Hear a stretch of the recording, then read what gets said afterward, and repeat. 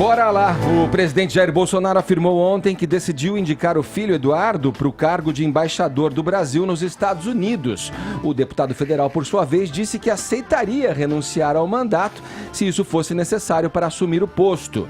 Segundo Jair Bolsonaro, o filho daria conta do recado perfeitamente, já que fala inglês, espanhol, é amigo dos filhos do Trump, tem boa relação com a família e com o próprio presidente Donald Trump. A ideia de indicá-lo foi imediatamente criticada por políticos da oposição e integrantes do Itamaraty. A movimentação é vista por muitos como nepotismo.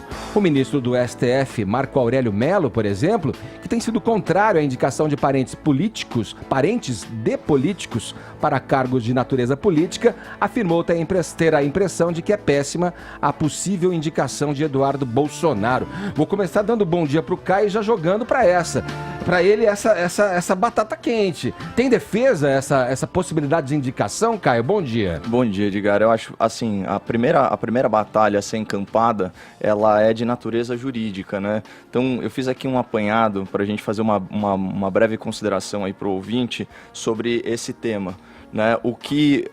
Alô? Vai lá, pode seguir. Pode seguir. Ah, tá. Voltou aqui. É o seguinte. Bom, o que vige hoje em dia no direito brasileiro, né? A súmula vinculante 13 do Supremo Tribunal Federal fala o seguinte: a nomeação de cônjuge, companheiro ou parente em linha reta até o 3º grau para o exercício de cargo em comissão ou de confiança ou ainda de função gratificada na administração pública, direta e indireta, em qualquer dos poderes da União, dos Estados, do Distrito Federal e dos municípios, viola a Constituição Federal. E o que é a súmula vinculante aí, né, para esclarecer o ouvinte? É como se fosse uma pílula jurisprudencial de repercussão geral obrigatória. Portanto, é como se fosse um verbete que sintetiza, né, o entendimento do STF a respeito de determinado tema. Ele tem força de lei e ele se impõe a todos os casos análogos julgados no país. Então, a súmula vinculante, só para fechar, ela tem duas finalidades. Primeira, dar publicidade a um entendimento pacificado na Corte Suprema, e o segundo é uniformizar a aplicação do direito nas varas e nos tribunais aí pelo país afora. Isso reforça aquele princípio super importante no Estado Democrático de Direito, que é o princípio da segurança jurídica. Antes da súmula vinculante 13, havia a Resolução 7 de 2005 do Conselho Nacional de Justiça. E ela falava o seguinte no seu item 2, olha que interessante, Edgar: a vedação do nepotismo não exige a edição de lei formal para coibir a prática. E no item 3 ele falava: a proibição decorre diretamente dos princípios contidos no artigo 37 caput da Constituição Federal. E onde que está esse artigo 37 na Constituição? Está no título 3 da Organização do Estado e no capítulo 7 da Administração Pública. Portanto, o caput, a cabeça do artigo 37 da Constituição, ele elenca os princípios da administração pública que devem ser observados. E quais são eles? Olha só: a administração pública, direta e indireta, de qualquer dos poderes, obedecerá aos princípios da legalidade, impessoalidade, moralidade, publicidade e eficiência. O nepotismo, ele viola diretamente dois desses princípios, obviamente a impessoalidade e também, em certo sentido, a eficiência, porque o nepotismo nada mais é do que o favorecimento de parentes em detrimento de pessoas mais qualificadas. É um ataque direto à meritocracia que deve prevalecer num ambiente de isonomia, ou seja, de igualdade de todos perante a lei, igualdade de oportunidades, certo? Então, assim, essa é a primeira batalha jurídica, porque há algumas exigências para você tipificar a conduta de nepotismo. Você tem que ter o funcionário, ele tem que ser nomeado por parente. Então, obviamente, aqui a gente tem a relação de pai e filho, a relação de parentesco, na mesma instituição pública. Então, vai ter uma discussão aí de filigrana jurídica a respeito de objeto, CNPJ, esse tipo de coisa. Mas essa é só a batalha jurídica, né, Edgar? E aqui existe sim, faria todo sentido uma interpretação no sentido de que a nomeação é ilegal. Além disso, da guerra jurídica, você tem o desgaste político óbvio, porque o embaixador ele tem que passar pela sabatina do Senado. Então você vai ter o presidente da República, por extensão um governo que precisa implementar reformas grandes, estruturantes, gastando cartucho, né, para fazer uma nomeação de cunho pessoal. Então, e tem aí outros problemas análogos aí do ponto de vista político do próprio deputado Eduardo Bolsonaro, que é o seguinte: você abandonar o mandato, né, ou renunciar ao mandato sendo o deputado federal mais votado da história, né, isso é muito complicado. Eu não consigo ver com bons olhos assim essa nomeação. Essa ligação com relação ao nepotismo, ser considerado ou não nepotismo, é muito técnica mesmo. E ela é muito observada quando tem é muito escancarado e direto, né, dentro da mesma linhagem, do mesmo ambiente político ali, né, das questões práticas do exercício, né, do cargo e tal. A gente... E chega um dia depois do aniversário dele, né? O que fica ainda mais claro. Isso. Que é um presente de aniversário pro filhote. Vamos chegar aí nesse ponto. Tem uma questão também de psicologia aqui que eu queria abrir pra bancada. Não vai me dizer que você agora entende o que ele quis dizer sobre trabalho infantil. Não, mas deixa eu só terminar meu raciocínio com relação a isso. Porque existe mesmo uma nuance muito tênue aí do que pode ser considerado nepotismo ou não, porque aí o cargo de embaixador não se enquadraria nisso. Aliás, nepotismo é uma coisa praticada na política, inclusive com algumas artimanhas do tal nepotismo cruzado. Quer dizer, eu sou o deputado, sim, eu contrato um parente de você, meu colega deputado, você contrata alguém da minha linhagem, da minha família, enfim, do meu relacionamento, e a gente escapa da consideração... Nepotismo cruzado. É nepotismo cruzado, isso é uma coisa que muito acontece, inclusive com no próprio PSL, partido ao qual pertence do presidente e o filho Eduardo. Agora, no caso da embaixada, é bom que também o ouvinte saiba, saindo desse âmbito simplesmente jurisdicional, aí da questão da justiça, tem um termo dentro do protocolo do Itamaraty, tem um termo até vindo da língua francesa, que é o agrément, que é uma espécie que significa como se fosse assim, uma aprovação, um aceite. Após a indicação do nome para a embaixada, o país no qual vai servir o embaixador, tem que dar um aceite, ele tem que falar, não, ok, estou de acordo. E aí seguir dentro dos trâmites. Quer dizer, isso já por si quebra o rito, quebra a hierarquia de quem está no Itamaraty, aperfeiçoando conhecimento, se esforçando para desenvolver melhor suas habilidades de servir o país no exterior. Quando vem ainda com essa... É um teatro isso aí, né? É um teatro mal feito do presidente se dizendo desentendido, ele está no radar, aí o filho recebe... falando que, olha, claro, olha, que honra, se for indicado. Até parece que isso não rolou numa conversa daquele churrascão regado a cerveja de qualidade duvidosa quente. Pai, eu quero muito ser... E olha, a comprovação do que eu tô dizendo vem nos atos, nos passos dados por Eduardo Bolsonaro a partir do momento em que o presidente Jair Bolsonaro, assume o cargo. Naquela reunião, por exemplo, no Salão Oval da Casa Branca, ele foi levado junto com o presidente Donald Trump, ele atravessou ali. Digamos que quem deveria estar naquela reunião, se fosse o caso, é o ministro das Relações Exteriores, é o Ernesto Araújo, sim, que não participou, foi preterido dessa conversa. Sim, muita gente inclusive estranhou, porque não é costume dos presidentes levar filhos a reuniões oficiais. Isso, e ali já teria, por uma relação ali já sabida com o Steve Bannon, uma espécie de guru das mídias digitais, que agora foi afastado do presidente Donald Trump, que depois foi afastado.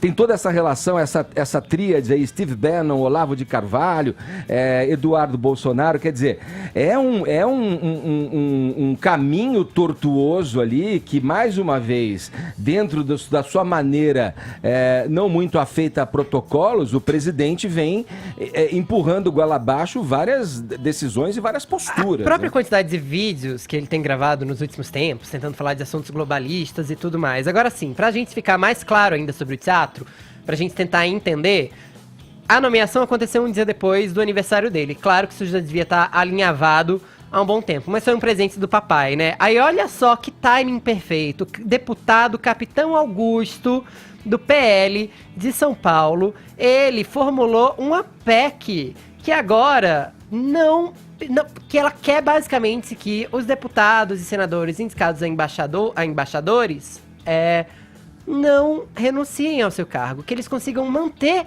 os cargos. Ele diz, inclusive, que já tem 140 assinaturas e vai pedir celeridade na aprovação disso, para que, quem sabe, o Eduardo Bolsonaro consiga manter também o seu cargo de deputado, ainda que vá para a embaixada dos Estados Unidos. Se isso não é um escárnio, eu não sei o que mais é. Aliás, escárnio é o que não tem faltado nesse governo. Para você que é muito fã do Sérgio Moro, trata o Sérgio Moro como herói e tudo mais, eu vou resgatar aqui um tweet dele de abril desse ano, que diz o seguinte: o poder público não é um negócio de família. Claramente esse tweet anda em desacordo com o que tem acontecido com esse governo. Pra você que também fala muito do Lula, que sempre volta pra ir o Lula, não basta falar só do Moro, gosta de falar do Lula também, pergunto a você, e se fosse o filho do Lula quem ganhasse uma embaixada dos Estados Unidos de presente de aniversário, você ia estar feliz, satisfeito? Ou você também não ia estar achando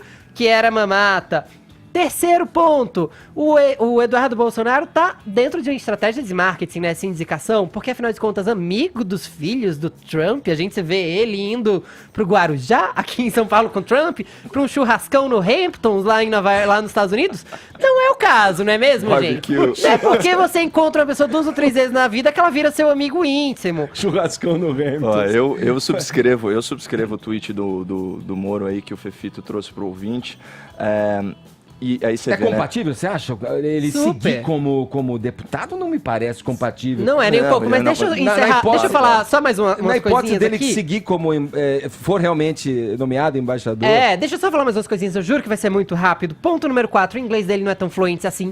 Já estão rolando vários vídeos dele dando entrevista pra Fox, cometendo uns erros bem crassos de inglês. Então assim, a gente vai ter um embaixador brasileiro na embaixada dos Estados Unidos que não sabe falar inglês tão perfeitamente quanto deveria. Certamente tem gente mais qualificada para isso. E aí, já que a gente está falando de constrangimentos no Itamaraty, de constrangimentos que esse governo faz, eu acho que esse governo tem muito tempo livre e não se ligou ainda que a gente tem 13 milhões de desempregados e fica tomando medidas que não afetam em nada positivamente o cotidiano do brasileiro. Aliás, só constrange outros brasileiros, como é o caso da medida do Bolsonaro, que quer agora vetar no preenchimento de solicitação de passaporte o uso do termo genitor. Agora ele quer obrigar as pessoas a preencherem pai e mãe, esquecendo que um monte de criança não tem pai no documento, na certidão de nascimento, porque a gente tem muito homem que abandona os filhos e que a gente tem muita família formada por relações homoafetivas. Ou seja, a gente tem um presidente que está mais interessado em premiar o filho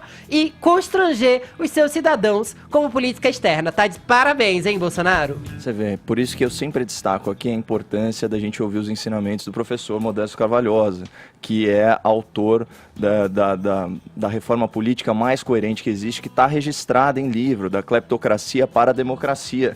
Ele não só fala no fim das emendas parlamentares, que a gente discutiu aqui essa semana, porque de certa forma você está colocando o poder que deveria fiscalizar o orçamento do executivo como sócio desse orçamento, mas ele também fala explicitamente no impedimento dos eleitos para o poder legislativo de participarem de cargos no poder executivo, né? E tem mais, assim, a respeito dessa questão, né, da nomeação do Eduardo, eu não acho que ele não seja qualificado. Nesse sentido, eu concordo com o presidente da República, ele daria sim conta do recado e é possível que recebesse um tratamento diferenciado do governo americano, especialmente conhecendo o mindset, por assim dizer, né, a mentalidade do Donald Trump, certo? Esse daí não é o problema. Eu não acho que o Brasil seria desfavorecido. Nossa, eu acho total o problema.